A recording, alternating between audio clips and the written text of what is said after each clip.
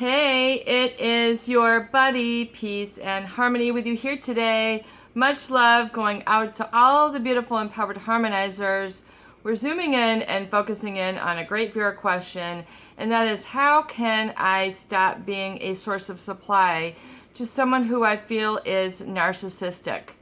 We've got a whole lot to talk about.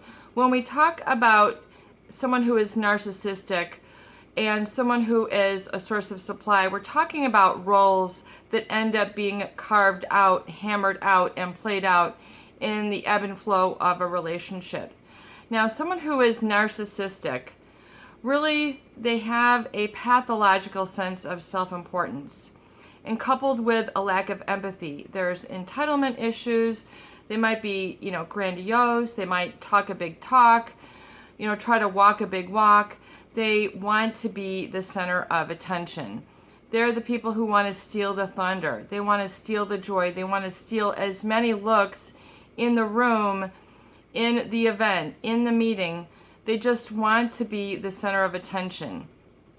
And oftentimes these people will derive a great deal of ego boost or ego satisfaction of being, admired and adulated.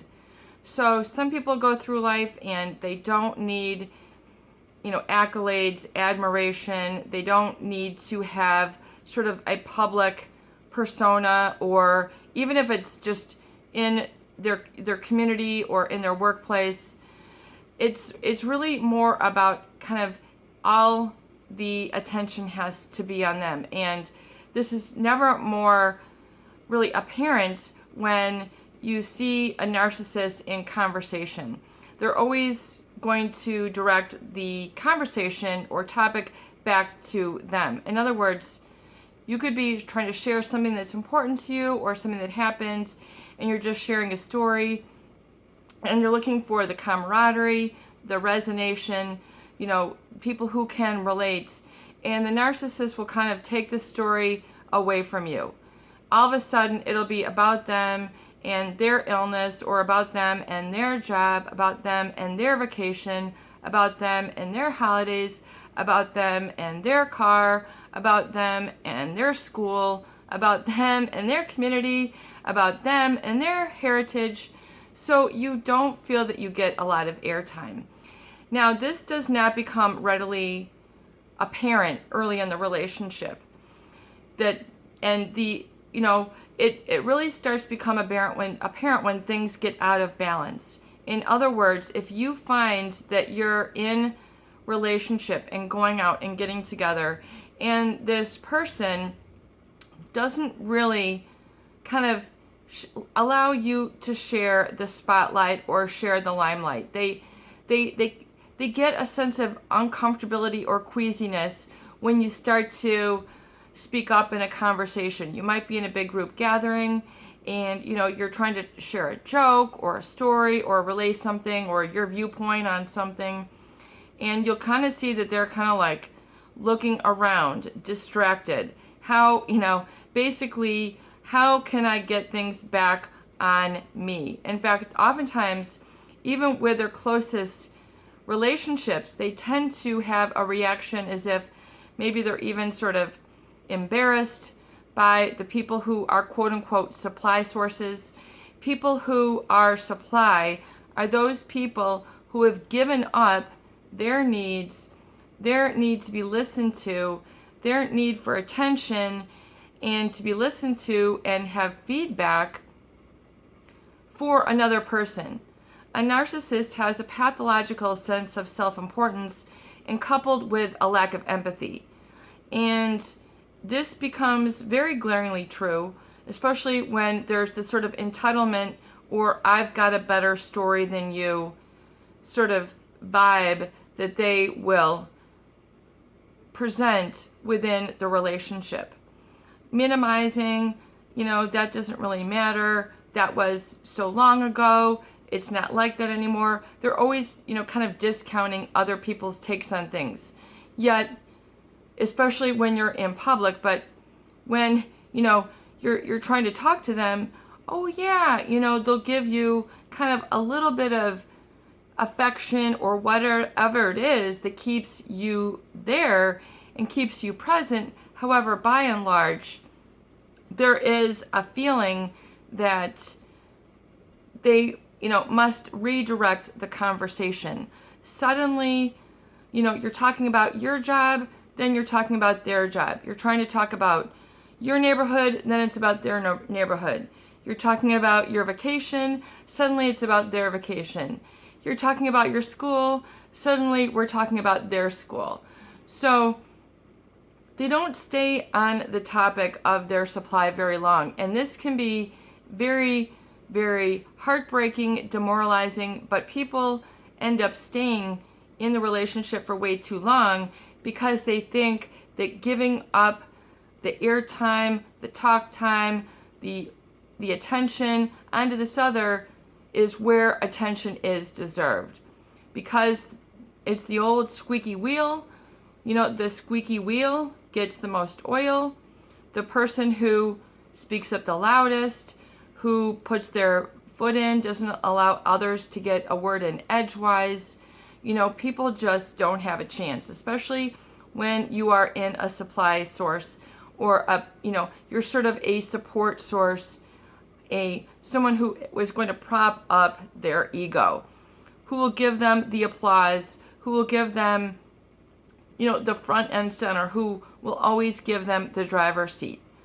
And once again, usually this supply is a role becomes sort of balanced in the beginning, but it can become very imbalanced and very askew, meaning what used to be 50-50 now becomes 60-40, meaning it's 60% about them, 40% about you, then 70-30, then 80-20, and pretty soon, over a period of time, you'll find that it's very difficult to get a word in edgewise, get a point in, have anything that you say feels like it matters, feels like it's important, feels like that it's valuable, and it can be very heartbreaking, demoralizing when you feel that you haven't really sort of been related to. And how do you stop being a source of supply to someone who is narcissistic or covert narcissistic? Well, you need to understand that valuing your role and your ability to participate is paramount importance.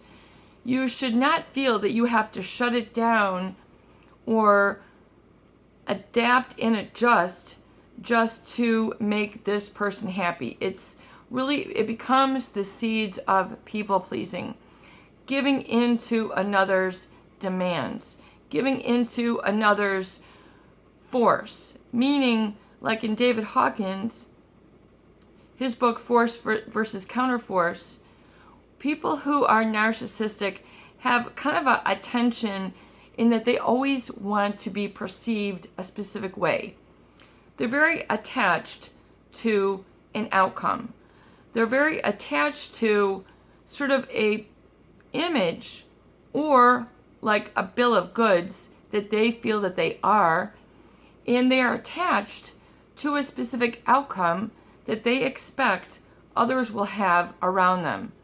In other words, here comes the narcissist, we should all start to laugh at their jokes. Here comes the narcissist, we should begin to compliment them on their music. Here comes the narcissist, we should ask about, dot, dot, dot, dot, dot. So it becomes a very scripted way of relating to this person.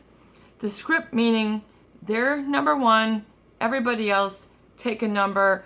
They might call your number at the meat counter, they might not, but either way, the narcissist has got number one. And they're going to take as long as they need before somebody else's number is up. So there's a feeling of all or nothing. And being in a source of supply means it's kind of a position that people get molded into or shaped into. And you might hear that little voice like, we're always, doing what they want to do, talking about them, talking about their health, talking about their causes, their whatever. I mean, you insert whatever it is after. So it's a feeling that, you're just sort of there as a tag along. You don't feel very visible. You don't feel very heard. You don't feel people have really sort of gotten to know the real you. You're kind of just as a shadow image, or you are how you relate to this person. People don't feel that they're independent or of themselves for their own divine rights. So people then become or feel evaluated by this person based on what you can do for them or how long you can keep their entitlement and their number one status going. In other words, yeah, we got to all chuck it up. We got to laugh here. We got to, talk about their trip here, their job here, them. And the problem with that role is it becomes really scripted and imprinted and furthermore expected. And so when you're in a relationship, you have to understand how powerful expectations are. Expectations set the bar. Expectations set the standard. Expectations set how this is going to go. You're the man, you're the woman. A man must do this, a woman will do that. I'm the narcissist, you're the supply. It becomes like two edges of a coin, and people oftentimes feel a divisiveness, meaning you're the strong one, I'm the weak one. And rather than our strengths complementing each other, the narcissist, because of their entitlement and their sense of superiority, makes you feel that you are kind of in a position of servitude to them. You're serving their ends, serving their needs. And so there becomes this sort of indentured servant feeling when this is supposed to be your spouse. This is supposed to be your sibling. This is supposed to be your colleague. There shouldn't be a real kind of hierarchy going on. And then there becomes this big gap. And this becomes was expected, and then sort of bred into future get-togethers, future conversations, future events. We've got a lot of viewers who are asking about this, especially as it comes up around sort of major events like holidays or weddings or, family get-togethers where you're going to be faced with a whole onslaught of people who have sort of written their roles into the code or expectations or relationship style that the narcissist has dictated or determined. No one else has really a chance to, add a new flavor or character into the script, a new culture, so to speak. Just like companies have a culture, families have a culture, marriages have a culture, and it's a culture meaning it's our values, our principles, how we relate, sort of the way it's mapped out, and expectations and roles. And the role of supply usually feels like one of servitude, meaning you have to serve or feel like you're an indentured to serve this individual, their cause, their journey, their values, and anyone else is not right. So there's a feeling of superiority and inferiority, right versus wrong, me versus the world, and anyone who supports me is going to be the cool one because as a narcissist, they're going to have a sort of grandiosity or entitlement, meaning that they only feel that they should relate to people in a specific way or relate to people of a specific status. And this, can cause them to throw their weight around and weigh in on others as if they aren't of value, when this is indeed not the case. But the narcissist will work hard to keep their source of supply around. So what do you do if you want to break out of that role of being a supply, of being just the one who props up another's ego, who tells them, all the ego strokes. Yeah, you're so, you've done a great job. You just the need of endless compliments and support. It just doesn't ever seem to fill their cup. They can't get enough. And I was saying earlier, not everyone needs attention. Not everyone needs admiration. In fact, a lot of people are very happy going through life just being content and not having to play that game. Not having to be famous, or, having an Instagram page, or dating an Instagram model, or having the latest and greatest of technologies if they're defined by their technology. We see this more and more with this. There's so much more opportunity for people to share and judge, especially based on the technology that you have, the type of phone, the type of, camera, the type of, data, the type of speed, the type of computer. People are judging each other by the types of phones. Back in the day when we had only landlines, it wasn't like, oh my gosh, why do you have a green phone and I have a yellow one? Mine is so much cooler. I mean, it was a big non-issue. Excuse me.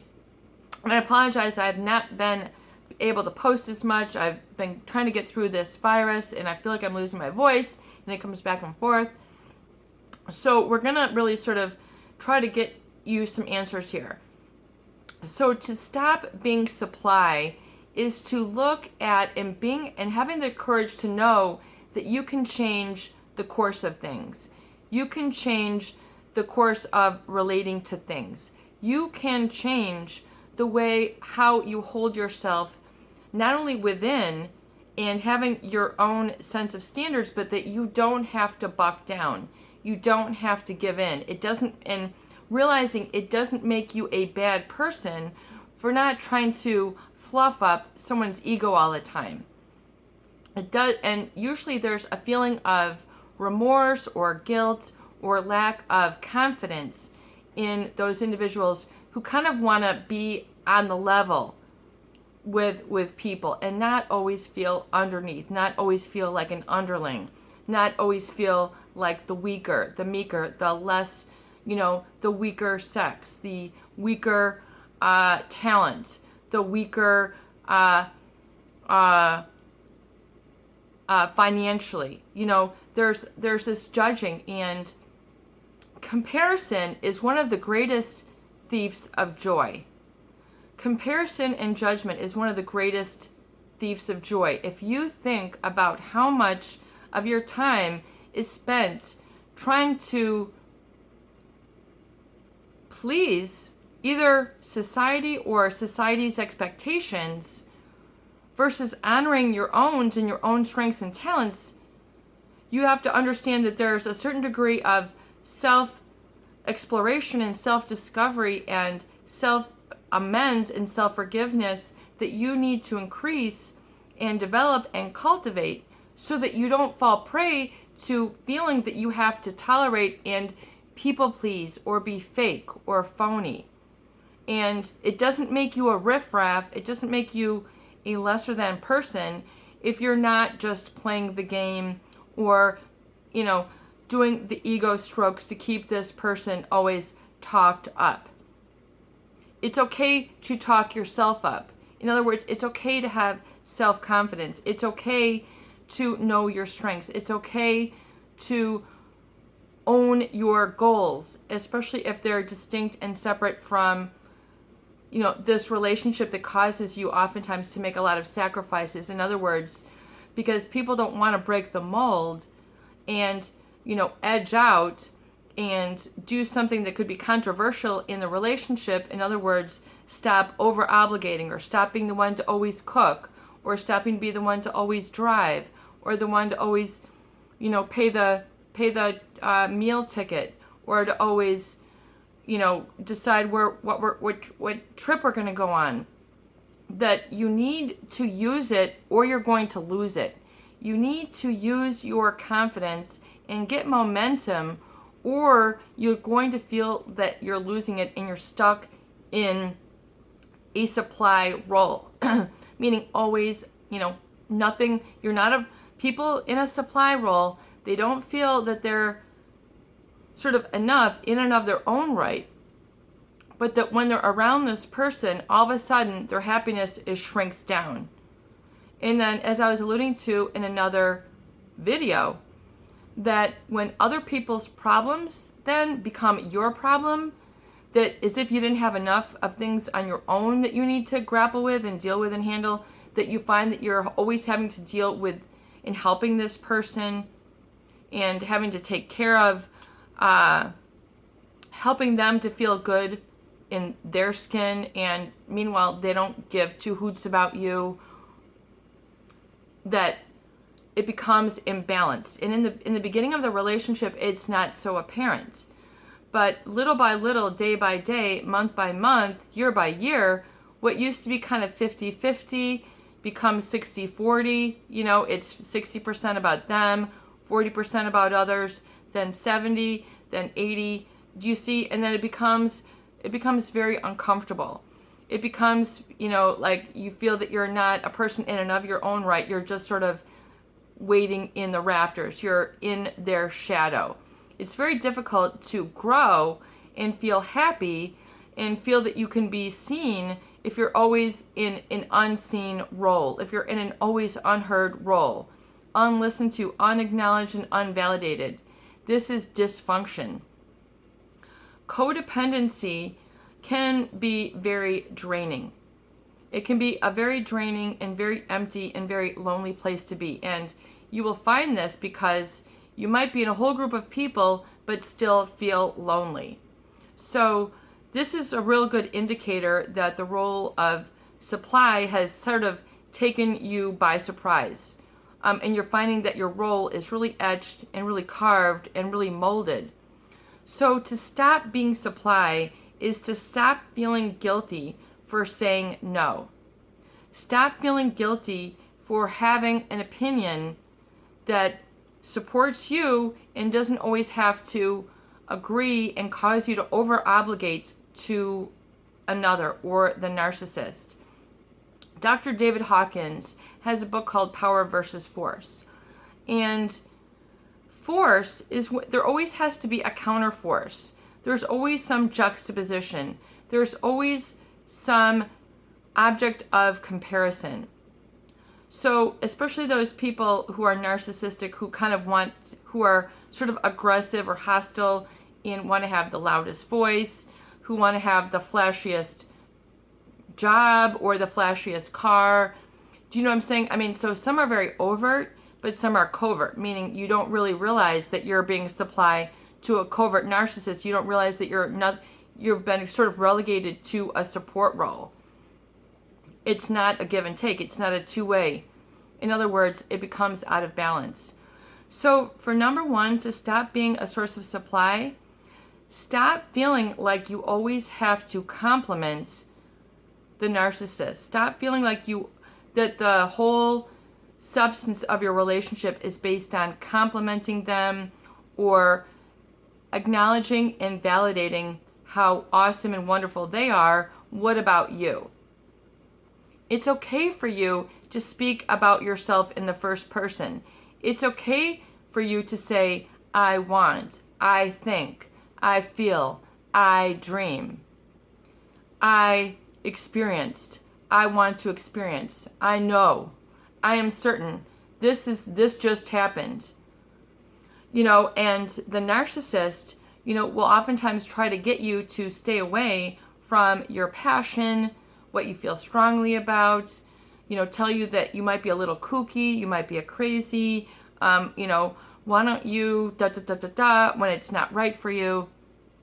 So the important thing is to understand that there are certain things and ways of relating that you're going to need to stop. You're going to need to stop this cycle of always being the one who is available, supportive, taking the call, taking the email, dropping your dinner while you're making it, and, taking their phone call, and, you can't get your dinner made, and, they need something right away, and here they come, and you might not realize it. They might be the fast talker, where they overwhelm a conversation. You can't get a word in edgewise. I mean, they're talking so fast, you can't even say, I got to go to work now, can I call you later? I mean, they don't give you any breathing room. They don't give you the opportunity to say, hey, I got to go. In other words, this statement doesn't oftentimes enter the conversation. Next thing you know, you've been late to work, you're late to your appointments, you're late for events, you didn't get enough sleep, you end up paying for their bills, paying for their tickets, paying for their meals. You over obligate other people's problems that become yours. And this becomes an external locus of control, as if you don't have enough going on. It's the ultimate sort of altruistic valuation where if I just don't speak up enough, maybe they will love me. If I don't seem too needy, maybe I'll be more attractive if I don't have any needs. And if all I do is applaud their accolades and talk about how good they are and, how lucky I am to have you, and you were my savior, you're my saving grace. If it wasn't for you, I wouldn't have this child. I mean, it just becomes like never ending.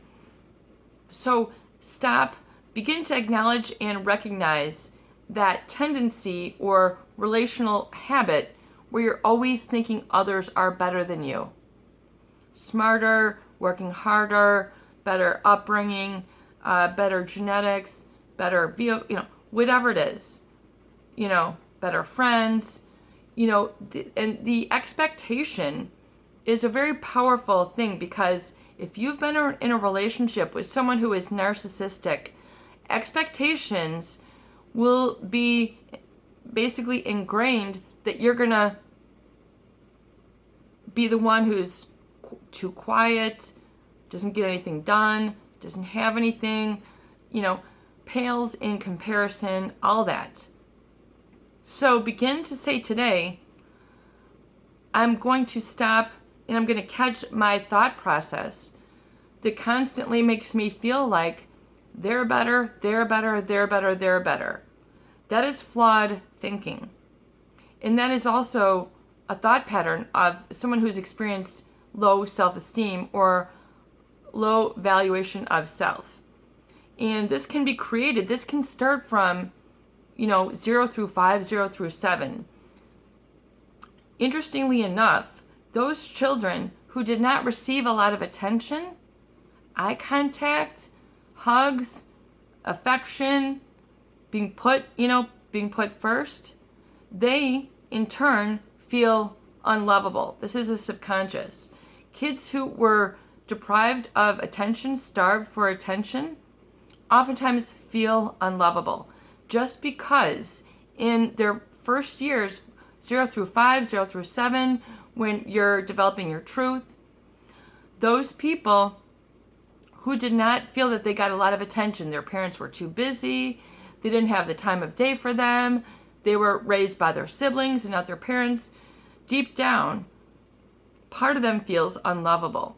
So if you have this sort of sensitivity or this soft spot or this experience, then you're going to find yourself attracted to a narcissist.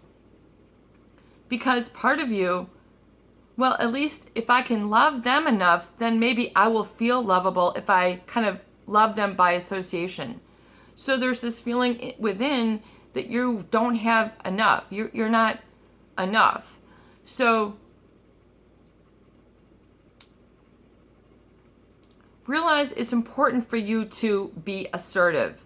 And assertive meaning be assertive enough to say no, assertive enough to say yes, assertive enough to say no, I can't when you can't, assertive enough to say can when yes you want to, assertive enough to talk about your causes, your values, your importance, what makes you giggle, what makes you balanced, and strive for that balance. Begin to put yourself back on the calendar. Begin to do you. Stop doing everybody else. Stop doing everybody else's, or, maybe it's tradition that it's always this way. The men in the family, the women in the family, the firstborn, maybe this has just been really, really solidified over years and years of programming. That's why it's so amazing to be in the information age, because there's a whole host of great programs out there which aren't just programming you to live in the lie or to live in the inferiority complex. Now, it's important for you to acknowledge and validate that you can reprogram and reroute and redirect your role and how you relate to others. It's a big topic. We have a lot to talk about. Let's keep this going. And I'm going to take a little bit of quiet time now because I feel like I'm losing my voice. It's your buddy, Peace and Harmony, with you here today. And I hope that these videos do help. Please share and please subscribe for more great tools, videos, discussion, and support. Have a beautiful day. Peace out.